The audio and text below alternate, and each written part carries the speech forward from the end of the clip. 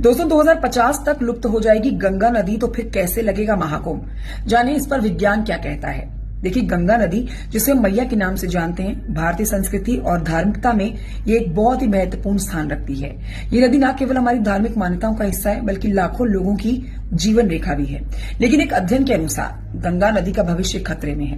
वैज्ञानिकों के अनुसार 2050 तक गंगा नदी का जल स्तर अचानक से घट सकता है, जिससे न सिर्फ खेती, पीने का पानी, बल्कि बिजली उत्पादन भी प्रभावित हो सकता है। जानिए कैसे इससे महाकुंभ और अन्य धार्मिक आयोजन प्रभावित हो सकते हैं।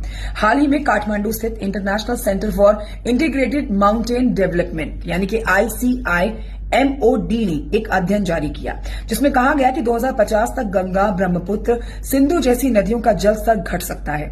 यह अध्ययन हिंदू कुश और हिमालय क्षेत्र के ग्लेशियरों के पिघलने और उनके प्रभाव पर आधारित था। इस अध्ययन के अनुसार यदि वैश्विक तापमान 1.5 डिग्री सेल्सियस बढ़ता है तो इन नदियों का जल प्रवाह पहले बढ़ेगा, लेकिन 2050 के बाद अचानक से घटने लगेगा। गंगा नदी का जल स्रोत मुख्य रूप से हिमालय के ग्लेशियरों से आता है। जैसे जैसे ये ग्लेशियर पिघलेंगे ना, नदी का जल प्रवाह बढ़ेगा, लेकिन कुछ दशकों के बाद जब ग्लेशियर खत्म हो जाएंगे तो ये प्रवाह घटने लगेगा। ये स्थिति पीक वाटर कहलाती है, जहां पर ग्लेशियरों से आने वाले जल की मात्रा घटने लगेगी।